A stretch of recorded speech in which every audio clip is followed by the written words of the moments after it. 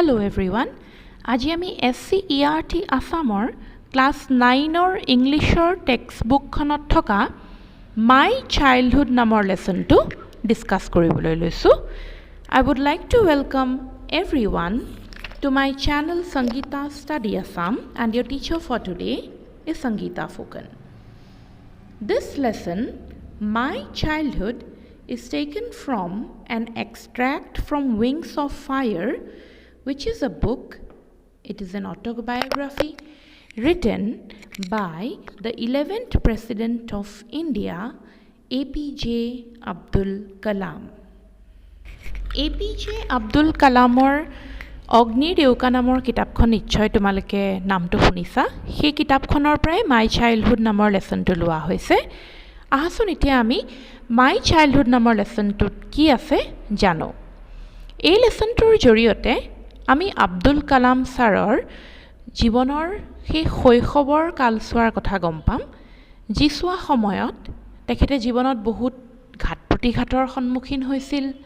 তেখেতৰ বন্ধুবৰ্গৰ বিষয়ে গম পাম আৰু তেখেতৰ পৰিয়ালৰ বিষয়ে আমি অলপমান আভাস পাম.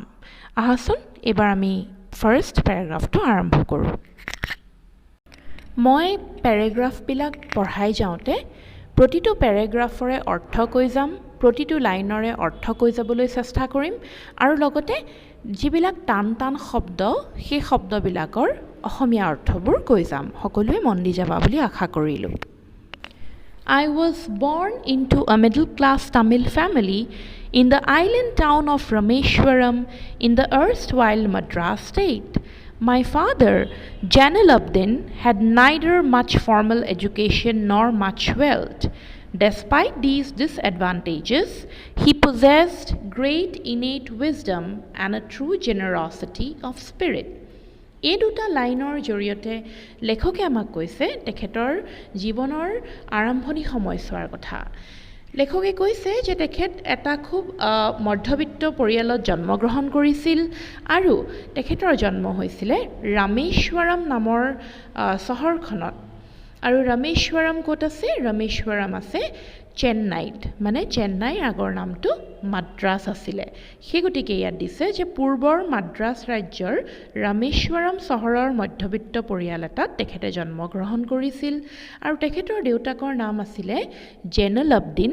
আৰু তেখেতৰ দেউতাকৰ যদিও কোনো বিশেষ ধৰণৰ আনুষ্ঠানিক শিক্ষা বা বহুত তেনেকুৱা ধন সম্পত্তি নাছিলে, কিন্তু তেওঁ অত্যন্ত বুদ্ধিয়ক আছিলে আৰু উদাৰ মনৰ ব্যক্তি আছিল বুলি কৈছে. He had an ideal helpmate in my mother, Assamese. I do not recall the exact number of people she fed every day, but I am quite certain that far more outsiders ate with us than all the members of our family. এই লাইনকেইটাৰ জৰিয়তে লেখকে আমাক বুজাইছে যে তেখেতৰ দেউতাকে এগৰাকী খুব আদৰ্শৱান পত্নী লাভ কৰিছিল আৰু তেখেতৰ মাকৰ নাম আছিলে আশিয়াম্মা. লেখকে কৈছে যে প্ৰত্যেক দিনাই তেওঁলোকৰ মাকে কিমান সংখ্যক মানুহক আচলতে ঘৰত অতিথি আপ্যায়ন কৰিছিল সেয়া তেখেতে স্পষ্টকৈ ক'ব নোৱাৰে, যদিও এটা কথা তেখেতে নিশ্চিতভাৱে ক'ব পাৰে, সেইটো হ'ল যে তেখেতৰ পৰিয়ালৰ আটাইকেইজন সদস্যতকৈ বেছি মানুহে আচলতে তেখেতলোকৰ ঘৰত সদায় নিতৌভাৱে খোৱা বোৱা কৰিছিল. ফাৰ্ষ্ট পেৰাগ্ৰাফটো সকলোৱে বুজি পাইছা বুলি আশা কৰিছোঁ. এবাৰ ছেকেণ্ড পেৰাগ্ৰাফটোলৈ আগবাঢ়ি যাওঁ আহা. I was one of many children, a short boy with rather undistinguished looks, born to tall and handsome parents. We lived in our ancestral house, which was built in the middle of the 19th century. It was a fairly large pakka house made of limestone and bricks on the Mosque Street in Rameshwaram. এই লাইনকেইটাই কি ভাৱ প্ৰকাশ কৰিছে শিকোঁ আহা. এই লাইনকেইটাৰ জৰিয়তে আব্দুল কালামে আমাক কৈছে যে তেখেতৰ মাক দেউতাক যথেষ্ট দেখিবলৈ ধুনীয়া আছিলে আৰু খুব ওখ পাখ আছিলে, কিন্তু তেখেতৰ মাক দেউতাকৰ বাকী কেইজন সন্তানৰ ভিতৰত তেখেতে আটাইতকৈ চুটি চাপৰ আৰু তেনেই সাধাৰণ চেহেৰাৰ আছিল. তেখেতে কৈছে যে 19 শতিকাৰৰ মাজভাগতে নিৰ্মিত হোৱা পুৰণি এটা ঘৰত তেখেতলোকে বাস কৰিছিল আৰু সেই ঘৰটো চূণশিল আৰু ইটাৰে গঠিত আছিল আৰু যথেষ্ট আহল বহল আছিল। My austere father used to avoid all inessential comforts and luxuries. However, all necessities were provided for in terms of food, medicine, or clothes. In fact, I would say mine was a very secure childhood, both materially and emotionally. এই line কেইটাৰ জৰিয়তে মানে second প্যাৰাগ্ৰাফৰ এই line কেইটাই বুজাইছে যে তেখেতলোকৰ দেউতা খুব সহজ সৰল আছিলে আৰু ঘৰখনত প্ৰয়োজনীয় সামগ্ৰীখিনিহে তেওঁলোকে পাইছিলে। বিলাসী সামগ্ৰীসমূহ তেখেতলোকৰ ঘৰত ব্যৱহাৰ কৰা হোৱা নাছিলে। কিন্তু তেখেতলোকৰ দেউতাকে সকলোকে কিন্তু ঘৰৰ খাদ্য, ঔষধ বা কাপোৰৰ দৰে লাগতিয়াল সামগ্ৰীবোৰ সময়মতে যোগাৰ দি আহিছিল। আৰু তেখেতে ক'ব বিচাৰে যে প্ৰকৃততে আচলতে তেখেতৰ শৈশৱৰ সময়ছোৱা পাৰ্থিৱ বা আৱেগিকভাৱে যথেষ্ট নিৰাপদ আছিল। এইবাৰ আমি থাৰ্ড পেৰাগ্ৰাফটো চাওঁ আহা। The Second World War broke out in 1939 when I was 8 years old. For reasons I have never been able to understand, a sudden demand for tamarind seeds erupted in the market. Tamarind mane hol teteli. I used to collect the seeds and sell them to a provision shop on Mosque Street. লেখকে আমাক বুজাইছে যে 1939ত যেতিয়া দ্বিতীয় বিশ্বযুদ্ধ আৰম্ভ হৈছিল সেই সময়ত তেখেতৰ বয়স আছিল মাত্ৰ 8 বছৰ আৰু তেখেতে নাজানে কাৰণটো যে কি কাৰণত সেই সময়ত বজাৰত তেতেলি টেঙাৰ দাম হঠাতে বহুত বেছি বৃদ্ধি পাইছিল। তেখেতে তেতিয়া তেতেলি গুটি সংগ্ৰহ কৰি মছজিদ পথৰ দোকান এখনত বিক্ৰী কৰি এক অনাকৈ উপাৰ্জন কৰিছিল। A day's collection would fetch me the princely sum of 1 anna. My brother-in-law, Jalaluddin, would tell me stories about the war, which I would later attempt to trace in the headline in Dinamani. Our area being isolated was completely unaffected by the war. But soon India was forced to join the Allied forces and something like a state of emergency was declared. তেখেতৰ brother-in-law মানে অসমীয়াত খুলখালি হ'ব, তেখেতৰ brother-in-lawৰ নাম আছিলে জালালুদ্দিন। তেখেতৰ পৰা আব্দুল কালামে নিতৌ যুদ্ধৰ বিভিন্ন বিৱৰণীবোৰ গম পাইছিল আৰু যুদ্ধৰ এই কথাবোৰ পাছত তেখেতে দিনামণিৰ শীৰ্ষ সংবাদবোৰৰ মাজত বিচাৰি পাইছিল। এতিয়া দিনমণি কি? দিনমণি হ'ল এখন সেই সময়ৰ নিউজ পেপাৰৰ নাম। প্ৰশ্ন কেতিয়াবা তোমালোকক আহিব পাৰে যে দিনমণি কি হয়, তেতিয়া কিন্তু তোমালোকে লিখিবা Dinmoni is the name of a newspaper. সেই সময়ত কিন্তু তাৰ পাছত সকলো ভাৰতত যদিও যুদ্ধৰ প্ৰভাৱ পৰিছিল কিন্তু তেওঁলোকৰ অঞ্চলটো একাষৰীয়া আছিল বাবে দ্বিতীয় বিশ্ব মহাযুদ্ধৰ প্ৰভাৱ ইমান বেছিকৈ পৰা নাছিলে প্ৰথম অৱস্থাত। কিন্তু তাৰ পাছত যেতিয়া সকলো মানুহে এলাইড ফৰ্চেছ মানে সন্মিলিত বাহিনীত যোগ দিছিলে তেতিয়া কিন্তু ভাৰতৰ ওপৰত প্ৰচণ্ড হেঁচা প্ৰয়োগ কৰা হৈছিলে। The first casualty came in the form of the suspension of the train halt at Rameshwaram station. The newspapers had now had to be bundled and thrown out from the moving train on the Rameshwaram road between Rameshwaram and Dhanushkodi. That forced my cousin Samsuddin, who distributed newspapers in Rameshwaram, to look for a helping hand to catch the bundles and, as if naturally, I filled the slot. Samsuddin helped me to earn my first wages. Half a century later, I can still feel the surge of pride in earning my own money for the first time.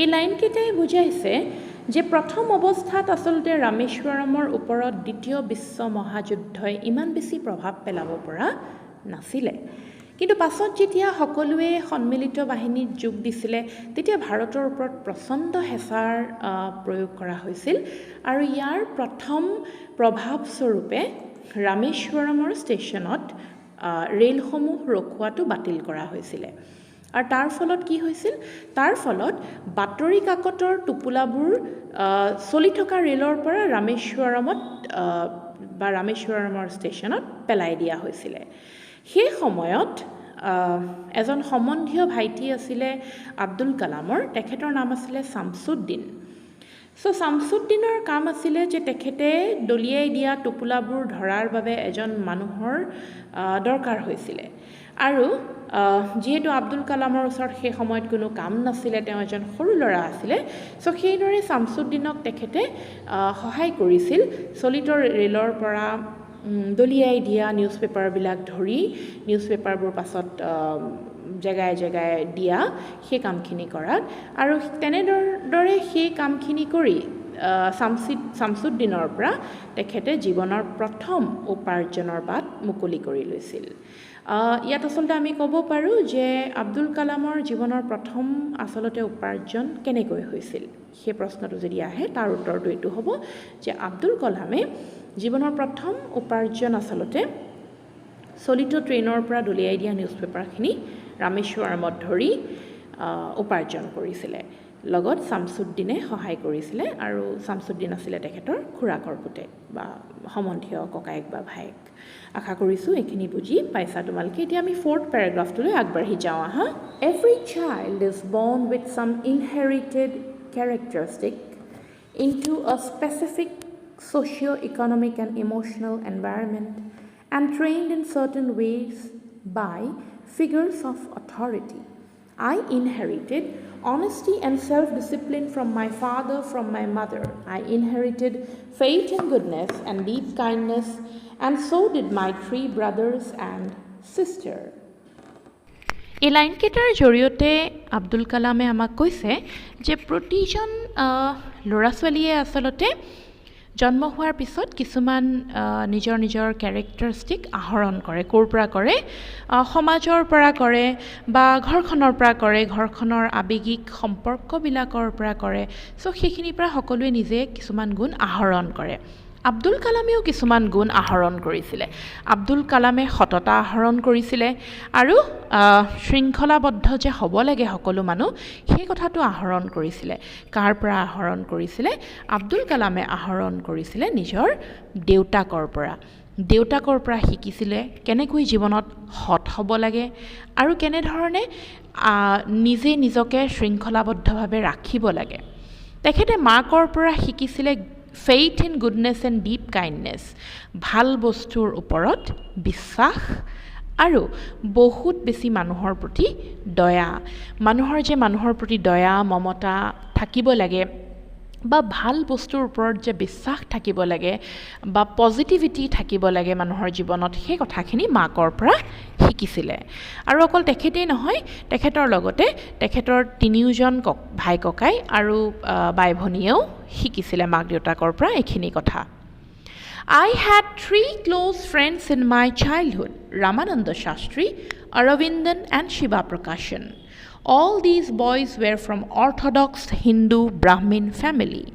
Abdul Kalamor 3জন বাল্যকালৰ বন্ধু আছিলে সেইকেইজনৰ নাম হ'ল ৰামানন্দ শাস্ত্ৰী অৰবিন্দন আৰু শিৱা প্ৰকাশন পৰীক্ষাত আহে যে আব্দুল কালামৰ বন্ধুৰ নাম কি তেতিয়া এই 3টা নাম লিখিবা এই 3জনে আচলতে তেখেতৰ জীৱনৰ বহুত ইম্পৰ্টেণ্ট বন্ধু আছিলে আৰু সকলোৱে আচলতে ব্ৰাহ্মণ পৰিয়ালৰ পৰাই বিলং কৰিছিলে As children, none of us ever felt any difference among ourselves because of our religious differences and upbringing. In fact, Ramananda Shastri was the son of Pakshi Lakshmana Shastri, the highest priest of the Rameshwaram temple.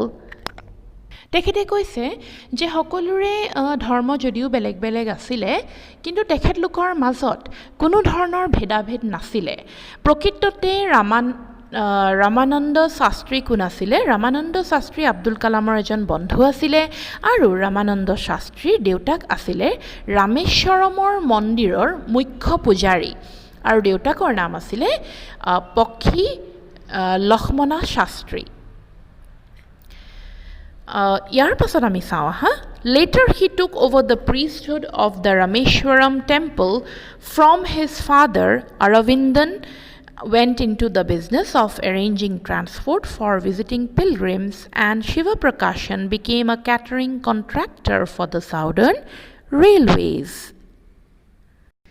এই লাইনকেইটাৰ জৰিয়তে আমাক বুজাইছে যে পাছলৈ কি হয়গে আব্দুল কালামৰ বন্ধু ৰামানন্দ শাস্ত্ৰী তেখেতে দেউতাকৰ উত্তৰাধিকাৰী সূত্ৰে ৰামেশ্বৰমৰ সেই মন্দিৰৰ মুখ্য পূজাৰী হয়গৈ অৰবিন্দন শাস্ত্ৰীয়ে তীৰ্থযাত্ৰীৰ যাতায়াতৰ ব্যৱসায়ত লাগিল আৰু শিৱ প্ৰকাশনে দক্ষিণ ৰেলৱেৰ বিভাগৰ খাদ্য যোগান ধৰা ঠিকাদাৰ হিচাপে কাম কৰিবলৈ ধৰিলে তেতিয়া তোমালোকে গম পালা যে আব্দুল কালামৰ বন্ধুকিজন পাছত গৈ কি হ'লগৈ এতিয়া আমি 5 নম্বৰ প্যাৰাগ্ৰাফটো চাওঁ আহা সকলোৱে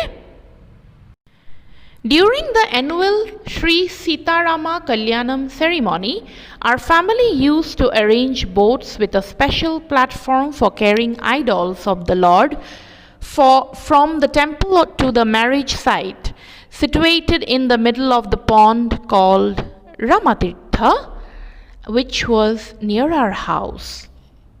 এই লাইনকেইটাৰ জৰিয়তে আমি গম পাইছোঁ যে আব্দুল কালামৰ পৰিয়ালে প্ৰতি বছৰে উদযাপিত হোৱা শ্ৰী সীতাৰাম কল্যাণম উৎসৱৰ সময়ত মন্দিৰৰ পৰা ৰামতীৰ্থ নামৰ বিবাহ থলীলৈ ভগৱানৰ মূৰ্তিলৈ যাবলৈ বিশেষ ধৰণে সাজি উলিওৱা নাৱৰ ব্যৱস্থা কৰিছিল আৰু এই ব্যৱস্থা বা এই বিবাহস্থলীখন আমাৰ তেখেতলোকৰ ঘৰৰ পৰা বেছি দূৰত নাছিলে ওচৰতে থকা পুখুৰীটোৰ সোঁমাজত অৱস্থিত আছিলে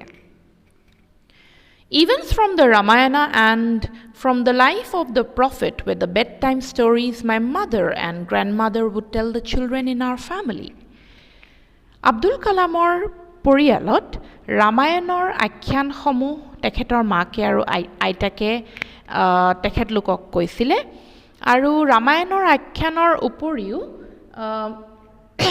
গোটেই পৰিয়ালৰ সৰু সৰু ল'ৰা ছোৱালীবিলাকক প্ৰফেট মানে ধৰ্মগুৰু বিভিন্ন ধৰ্মগুৰুৰ কাহিনীসমূহো কৈছিলে ইয়াৰ পিছৰ পেৰাগ্ৰাফটো চাওঁ আহা One day when I was in the 5th standard at the Rameshwaram Elementary School, a new teacher came to our class.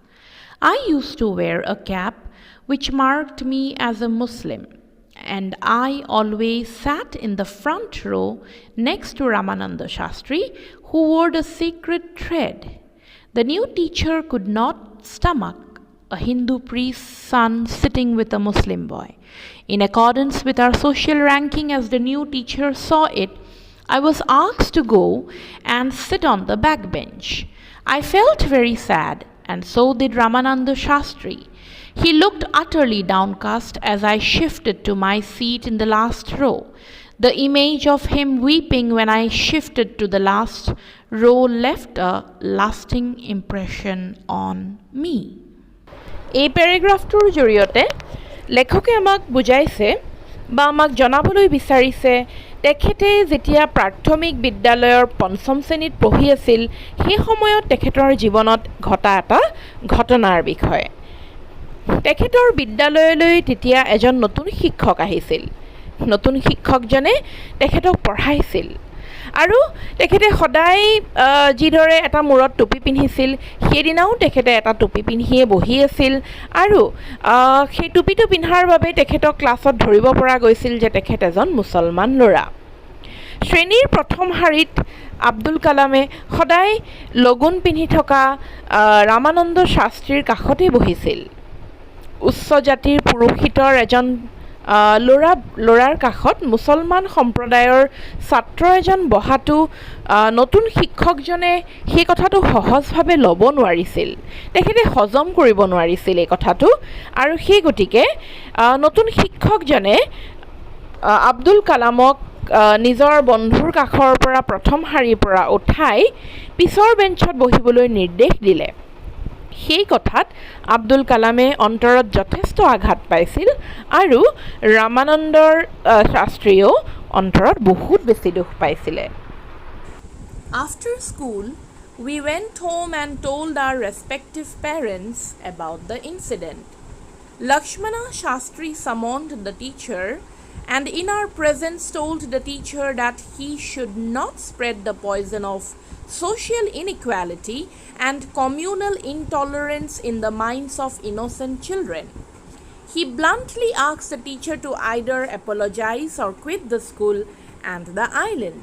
Not only did the teacher regret his behavior, but the strong sense of conviction Lakshmana Shastri conveyed ultimately reformed this young teacher. এই ঘটনাটোৰ বিষয়ে যেতিয়া আব্দুল কালামে নিজৰ ঘৰলৈ আহি মাক দেউতাকক তাৰ কথা জনালে, লক্ষ্মণা শাস্ত্ৰীয়ে শিক্ষকজনক মাতি আনি তেখেতৰ সন্মুখতে সকীয়াই দিলে যে সৰু সৰু ল'ৰা ছোৱালীবিলাকৰ মনত এনেদৰে সামাজিক বৈষম্য আৰু ধৰ্মক লৈ ভেদাভেদ এনেকুৱা ধৰণৰ চিন্তাবিলাক সৰু ল'ৰা ছোৱালীৰ মনত ভৰাই দিব নালাগে।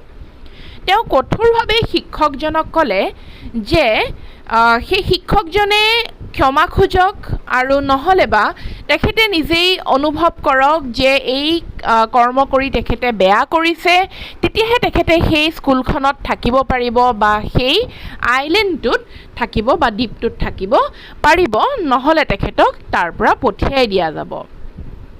এই কথা শুনি শিক্ষকজনে অনুভৱ কৰিলে যে তেখেতৰ ভুল হৈছিল আৰু তাৰপিছত তেখেতে নিজৰ ভুল উপলব্ধি কৰি অনুশোচনা ব্যক্ত কৰিলে, লগতে লক্ষ্মণা শাস্ত্ৰীৰ সামাজিক দায়বদ্ধতাকো মূৰ দোৱালে।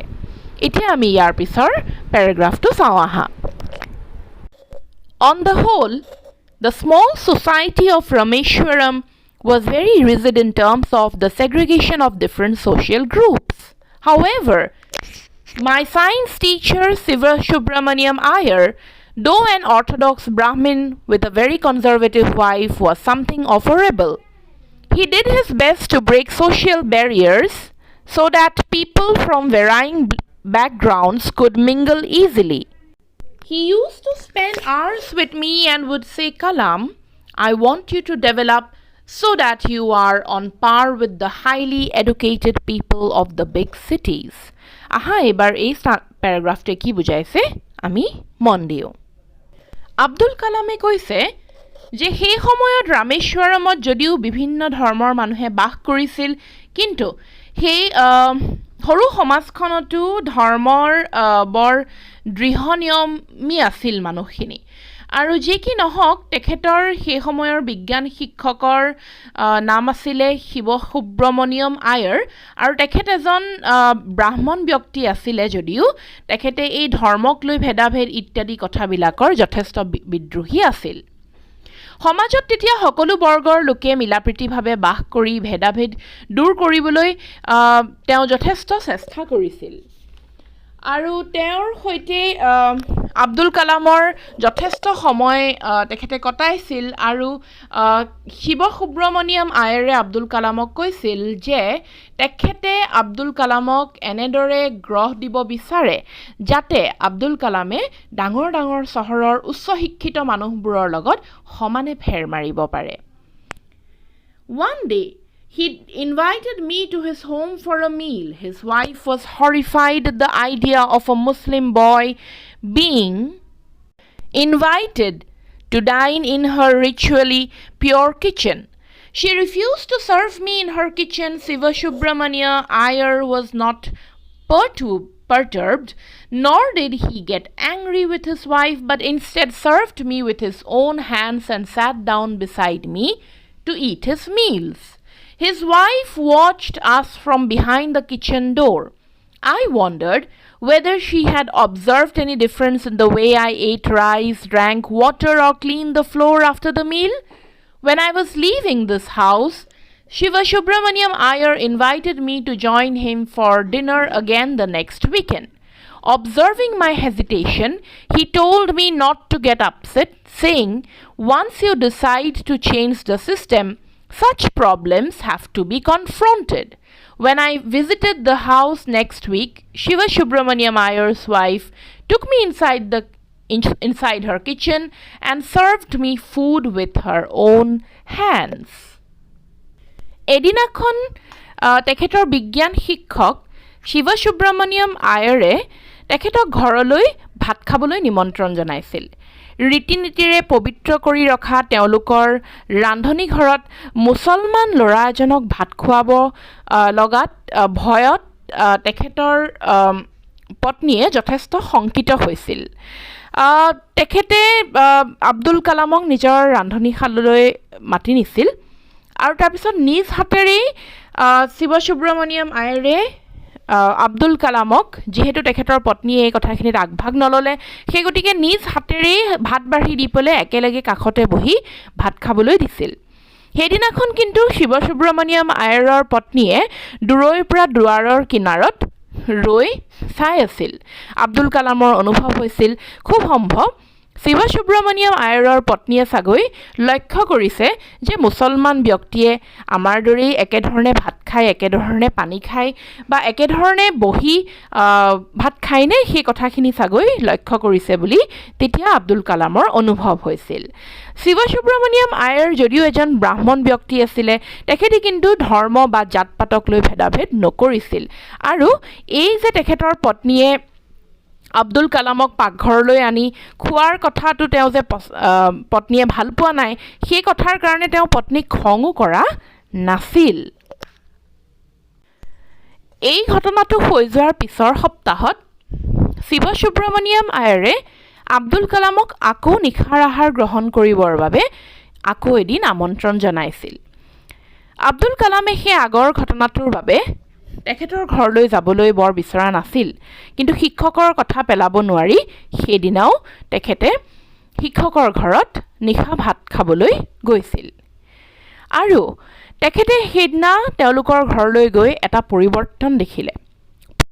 হ'ল যে শিৱ সুব্ৰমণিয়াম আয়াৰৰ পত্নীয়ে সেইদিনা আব্দুল কালামক নিজেই ৰান্ধনীশাললৈ আগবঢ়াই লৈ গৈছিল আৰু নিজ হাতে নিজে ৰন্ধা ভাত বা খাদ্য পৰিৱেশন কৰিবলৈ দিছিলে আগবঢ়াই।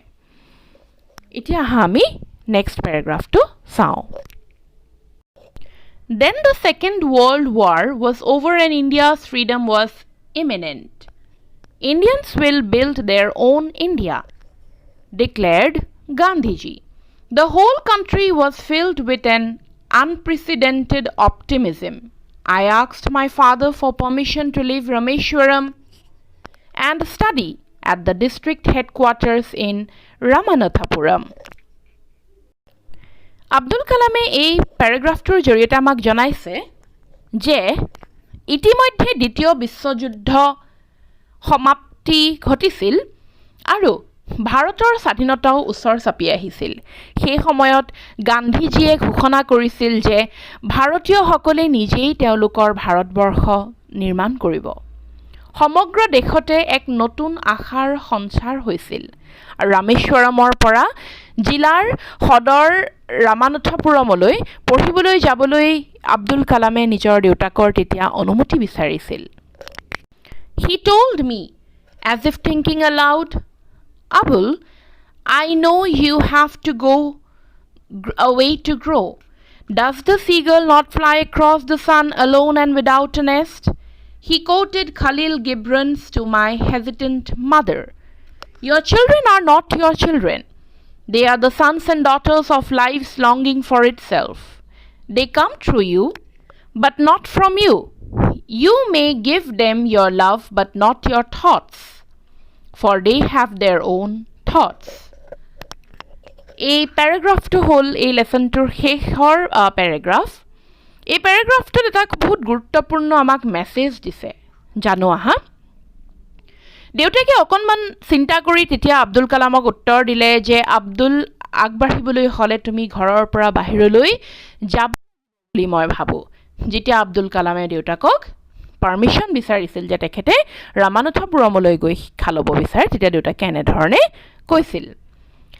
তেওঁৰ কাষত থকা মাকে তেতিয়া আব্দুল কালামক যাবলৈ বৰ দিব বিচৰা নাছিলে, কাৰণ মাকে যথেষ্ট মৰম চেনেহ কৰিছিল নিজৰ পুত্ৰ আব্দুল কালামক। আৰু তেতিয়া দেউতাকে মাকক সান্তনা দিছিল এনেধৰণে কৈ যে খলিল জিব্ৰানৰ উক্তিৰে এটা কথা তেখেতে বুজাইছিল যে তেওঁলোকৰ ল'ৰা ছোৱালী তেওঁলোকে নিজৰ মৰম চেনেহ দিব পাৰে, স্নেহ দিব পাৰে, কিন্তু তেওঁলোকৰ চিন্তাধাৰণাবোৰ জাপি দিব নোৱাৰে কেতিয়াও, কাৰণ সেই ল'ৰা ছোৱালীবোৰ পৃথিৱীলৈ তেওঁলোকৰ জৰিয়তে আহিছে, কিন্তু সিহঁতি ভগৱানৰ সন্তান হয় আৰু লগতে সিহঁতৰো নিজস্ব বিচাৰ বুদ্ধি আছে আৰু সেই কথা সকলোৱে সন্মান কৰিব লাগে। আশা কৰিছোঁ তোমালোকে লেসনটো বুজি পালা। সকলোৱে চেনেলটো ছাবস্ক্ৰাইব কৰি ল'বা, শ্বেয়াৰ কৰিবা, লাইক কৰিবা আৰু কমেণ্ট কৰিবা। Thank U.